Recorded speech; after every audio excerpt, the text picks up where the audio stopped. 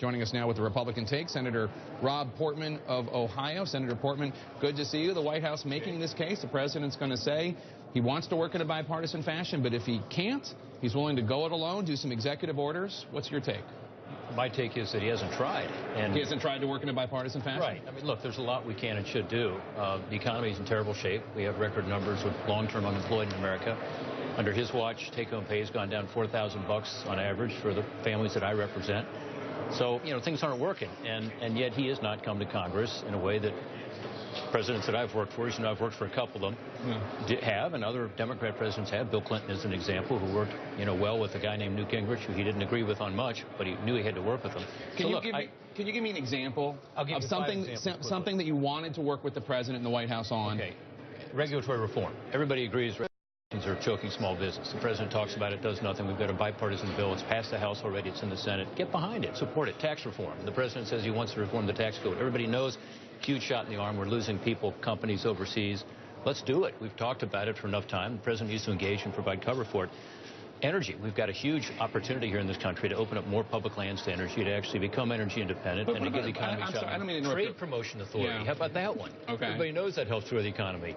And so I know there's a fifth one also in there somewhere, but something that, because I hear Republicans and Democrats talk past each other all the time. Democrats have the Democratic bills, Republicans have the Republican bills. That's not true. These are bipartisan bills. And this is the problem, is that the administration, if they really wanted to engage, could get with us and work on these issues. Let's take stuff out of the president's own budget. You and I have talked about this one. But means testing in Medicare. Making wealthier people pay a little bit more. People may pay a little bit more for Part B and Part D.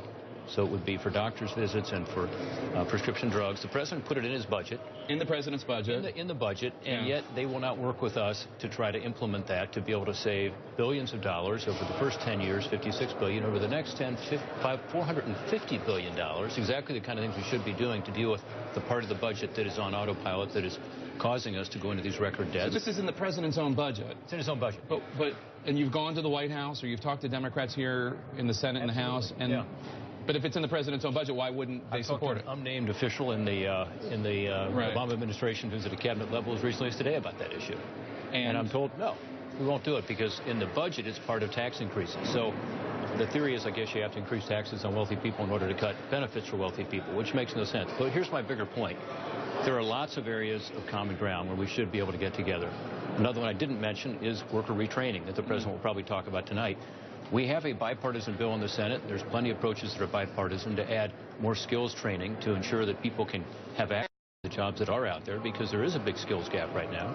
We have 100,000 jobs in Ohio that aren't being filled, and a lot of them require skills.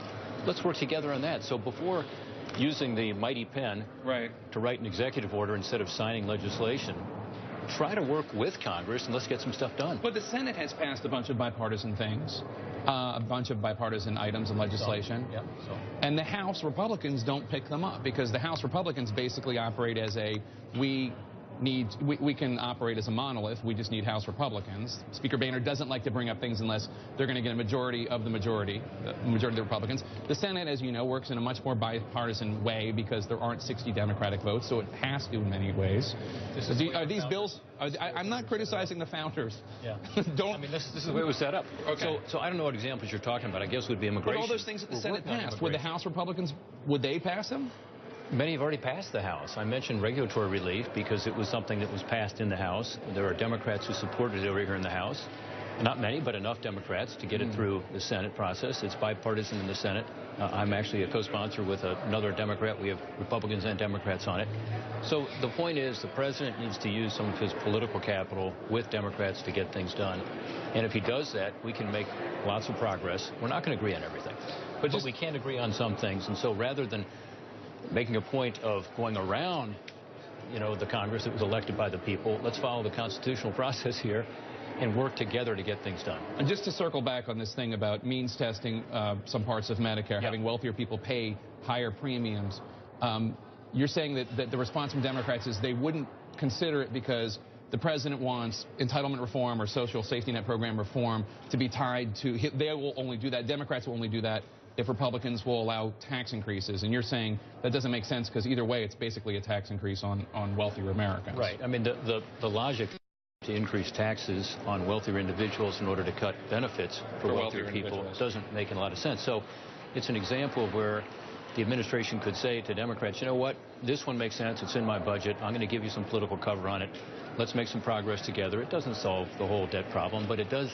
begin to take us down the road toward not leaving our kids and grandkids this unconscionable burden of debt and deficit. And there is the debt ceiling debate coming up, where Republicans are going to want something in exchange. About it today with the administration saying, look, what if we just did this issue? If we actually made some progress on something that's in the 2/3 of the budget, that's on autopilot, that's not appropriated every year. We've done a pretty good job now in reducing the spending on the discretionary spending, which is appropriated every year. But 2/3 of the budget, as you know, Jake, is off budget, and it automatic. It's not appropriated every year. It's automatic, and these are the entitlement programs, extremely important programs.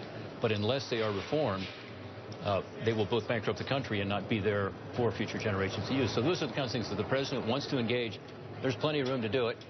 Plenty of examples. I gave you 5. I'm sure you got a bunch. So you're saying for his pen, don't use it for executive orders. Use it to write you a letter and invite you to the White House so you guys can solve this problem. I don't need to go to the White House, but, you know, at every level, it's not just the president. It's his team. Yeah. But it starts at the top. I do think it's a cultural issue. And look, having worked in a couple of White Houses, nobody likes to work with us in Congress. You know, it's kind of a pain sometimes, but that's the way the system is set up. All right. The president cannot make the changes he's talking about making without making legislative changes, unless he wants to go around the Constitution and the Congress. And for that, he should work with us, and we should work with him. I mean, we should be doing things that benefit the American people. Again, we're not going to agree on everything, but there's enough common ground on the issue of economic growth and jobs. And secondly, on debt and deficit, we should work together. All right, Senator Rob Portman, Republican of Ohio, thank you so much. Really appreciate it. Good to see you.